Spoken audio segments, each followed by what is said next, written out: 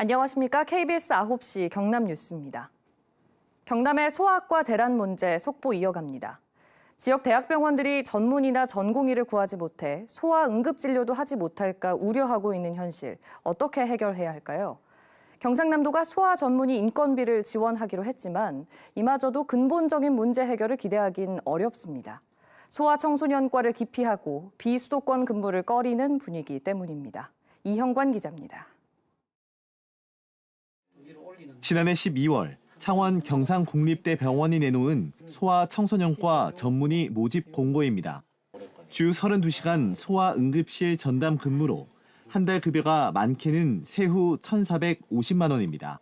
하지만 반년 넘게 적임자를 찾지 못했습니다. 한 분 정도 연락 오셨는데 근무 조건을 들으시고는 그 이후에 연락이 없었고 이후에는 단 한 번도 구인에 대한 문의나 연락은 받은 바가 없습니다. 소아청소년과를 희망하는 의사들도 빠르게 줄고 있습니다. 최근 3년 동안 경남에서 소아응급진료가 가능한 대학병원 4곳의 전공의 지원 숫자는 해마다 줄어들고 있습니다. 2달 뒤부터 4년차 전공의들도 수련을 마치고 병원을 떠납니다. 소아응급진료 공백이 더 커질 수밖에 없는 겁니다. 촉탁의를 굉장히 구하기 어려운 상황입니다. 다각적으로 노력은 하고 있는 상태지만 앞으로 계속 유지가 될지에 대한 걱정이 앞섭니다. 경상남도는 대책 마련에 나섰습니다. 의료진 확보가 최우선인 만큼 병원들이 소아 전문의를 채용하면 한 명당 2억 5천만 원씩 지원할 계획입니다. 경상남도가 70%, 병원 소재지인 기초자치단체가 나머지를 부담하는 방식입니다.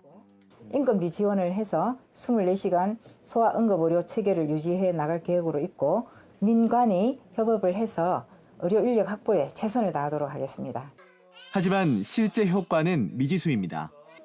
의사들의 소아 청소년과 기피 현상이 심각한 데다 비수도권 근무를 희망하는 의사들을 찾기도 쉽지 않기 때문입니다. 소아청소년과 기피 현상으로 시스템이 무너지는 도미노 현상이 일어나고 있습니다. 비전을 확보할 수 있는 전반적인 대책이 나와야 소방청 조사 결과 지난 1월부터 석 달 동안 경남의 18살 미만 소아 청소년 환자 가운데 신고 접수 뒤 병원 응급실 도착까지 골든타임 1시간을 넘긴 사례는 모두 41건, 10%에 육박하는 것으로 집계됐습니다. KBS 뉴스 이형관입니다.